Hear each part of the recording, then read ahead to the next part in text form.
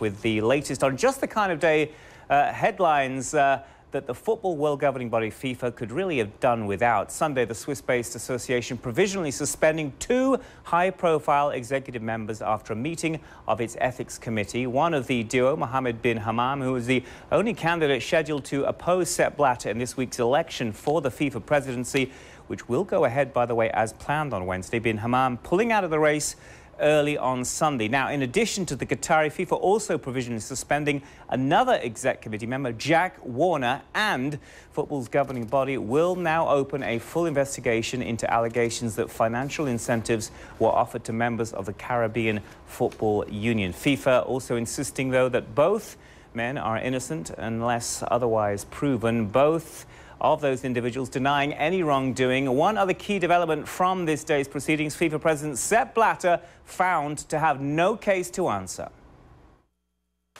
Therefore, the committee is satisfied that in respect of Mr.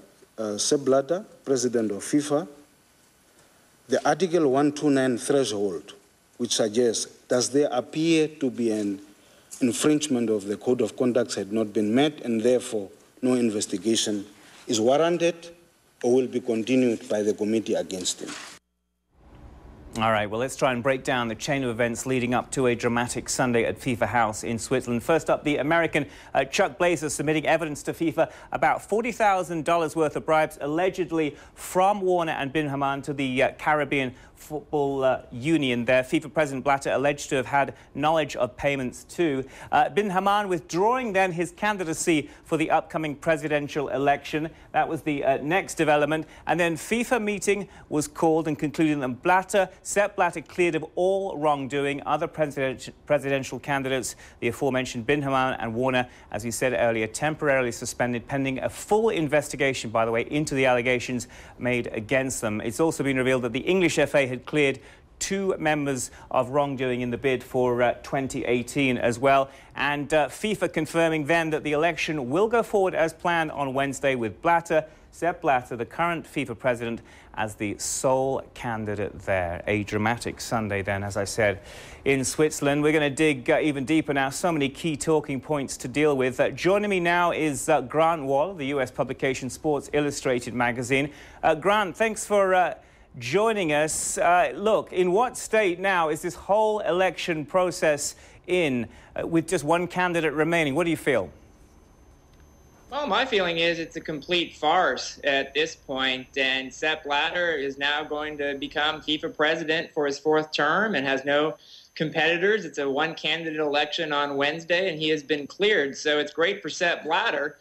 But the question I had all week was, with this investigation, is FIFA now finally serious about policing corruption within its own ranks, or is this all just one big internal political play? And I mean, right now it seems like it's a political play. Sepp Blatter is now the only candidate, and we'll have to wait and see how serious they are about this investigation into bin Hammam and Jack Warner. All right, Grant, you were a one-time candidate for this race earlier in the year. You've seen a lot, I'm sure, firsthand. You've heard a lot as well. How damaging is this all for FIFA right now, do you feel?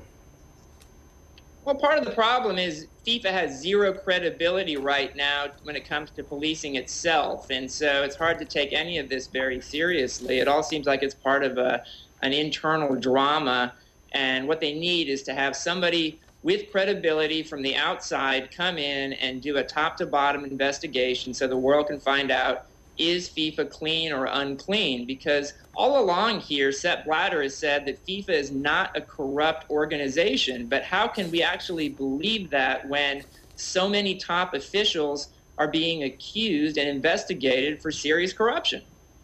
All right, look, Sepp Blatter, we reported just now, Grant, found with no case to answer, saying afterwards that he didn't want to comment on any of this in any detail. How do you feel the FIFA president has overseen events in the last few days or so?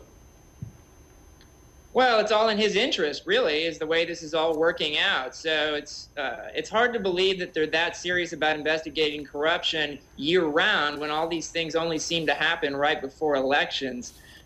So I think FIFA's got a lot of work to do to earn back the trust of the fans of the soccer world, and right now they just don't have very much.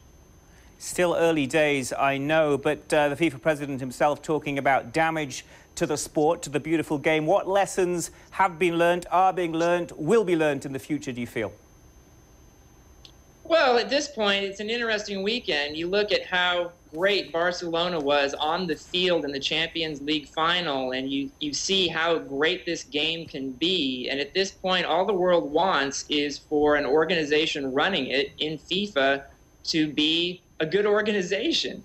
And so at this point, we'll have to wait and see how that changes, and if they're able to change their reputation over the next month with this investigation. If bin Hammam and Warner escape without serious punishment, the main takeaway will be that this was all just one big political ploy by Sepp Blatter. All right, thanks for your perspective. You mentioned Barcelona just there, Grant. They were magnificent in beating Manchester United 3-1. Not many teams beat United that comfortably. They returned to Spain, to Catalonia with the trophy. How good is this current Barcelona team, do you feel? I honestly think it's one of the greatest club teams of all time, and we really should recognize that achievement. And after several big games in world soccer that didn't really deliver, including last year's World Cup final, that was a classic between Barcelona and Manchester United. We saw Barcelona at their best, Lionel Messi, the world's best player, in his finest hour, I think, to this point. And it's something that we all should honor Barcelona for what they've achieved this season. All right, Grant, many thanks for your perspective. Alex Ferguson said United got a hiding. I think that says it all. Thank you very much indeed.